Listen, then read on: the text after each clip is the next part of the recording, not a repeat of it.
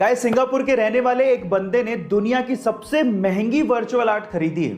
Virtual art actually really exist नहीं करती, वो सिर्फ वर्चुअली एग्जिस्ट करती है। अब आप लोग सोचो कि उसके लिए उसने कितना पैसा दिया होगा।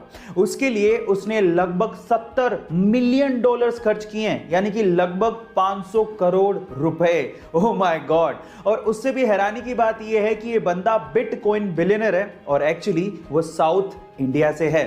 गाइस, पर ऐसा बिल्कुल भी नहीं है कि वो बहुत रिच फैमिली से है। इनिशियली उसके पास खुद के लैपटॉप खरीदने तक के पैसे नहीं थे।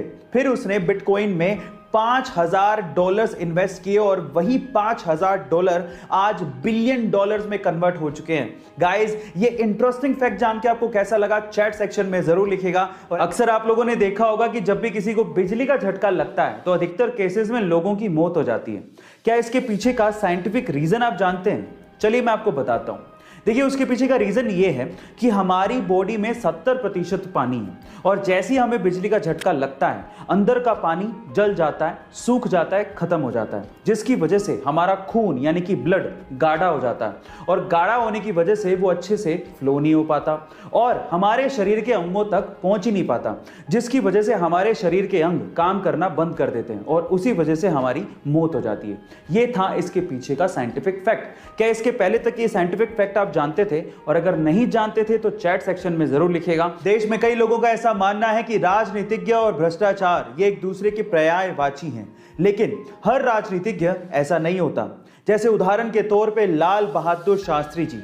गाइस, लाल बहादुर शास्त्री जी ने प्रधानमंत्री पद की शपथ एक फटी हुई धोती में ली थी और बाद में ऐसा पता लगा कि लाल बहादुर शास्त्री जी के पास सिर्फ 2 ही धोती और सिर्फ 2 ही कुर्ते थे। प्रधानमंत्री बनने के बाद उनकी धर्म पत्नी ने उनसे कहा था कि अब आप नई धोती क्यों नहीं ले लेते। तो उसके बाद जो लाल बहादुर शास्त्री जी ने कहा वो आप लोगों को सुनना चाहिए। उन्होंने कहा कि देश के करोड़ों किसान ऐसी ही धोती पहनते हैं और मुझे नई धोती पहनने का कोई अधिकार नहीं है। गाइस, आपका लाल बहादुर शास्त्री जी के सरल जीवन के बारे में क्या कहना है चैट सेक्शन में जरूर लिखेगा।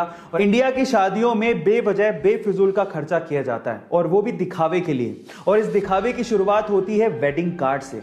लोग बेवजह महंगे महंगे और बड़े बड़े वेडिंग कार्ड छपवाते हैं, लेकिन उसका इस्तेमाल क्या है? आमंत्रण के बाद उसे रद्दी में फेंक दिया जाता है।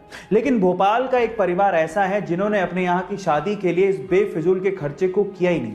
उन्होंने कोई भी वेडिंग कार्ड छपवाया ही नहीं। बजाय इसके उन्होंने 400 गमलों में पौधे लगवाए और पौधे भेजकर मेहमानों को आमंत्रित किया। गाइस, कितना अच्छा तरीका है पर्यावरण को बचाने का भी और शादी में लोगों को इनवाइट करने का भी। आपको ये तरीका कैसा लगा चैट सेक्शन में जरूर लिखिएगा। और ऐसे अमेजिंग वीडियोस के लिए यूट्यूब पे हमारे चैनल को सब्सक्राइब कर लीजिएगा और अगर आप इंस्टाग्राम पे देख रहे हैं तो मुझे फॉलो करना मत भूलिएगा। मिलते हैं अगली वीडियो में।